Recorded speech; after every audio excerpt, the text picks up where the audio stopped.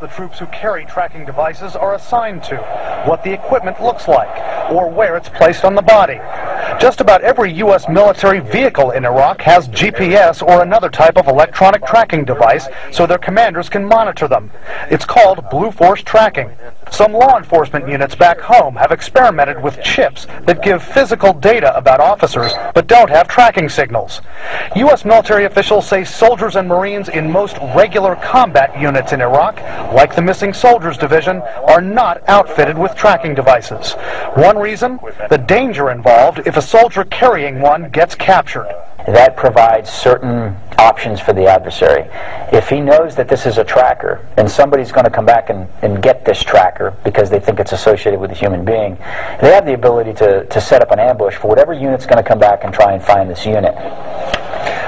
One option, placing a tracking microchip under a service member's skin. Former U.S. Special Operations officers tell us they believe that's being developed. Current military officials won't comment on that, Wolf. Yeah, what about the cost, Brian? Is that at all a consideration? It's a big consideration. Just about every former officer I spoke with says the cost of outfitting each combat troop with a tracking device is one of the main reasons they don't have them right now. So when you speak with the various special operations types and others, and I know you've been doing a lot of reporting on this, the pros and cons of having these kinds of tracking devices, what do they say, Brian? Some believe that every service member should have them. Some don't because of the risks we talk about. But others say if they can deal with the cost and pay for all of this, it is worth it not only to track missing troops, but to be able to tell friendlies from enemies on the battlefield. Brian Todd reporting for us. Such devices, by the way, are not just tools for war. They're also tools that could keep all of us and all of our families safe.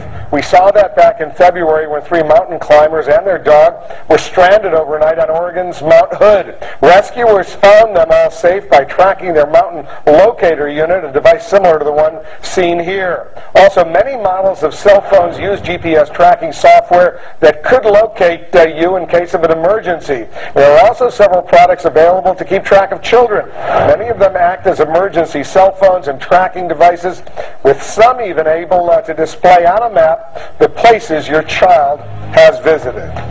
Still ahead.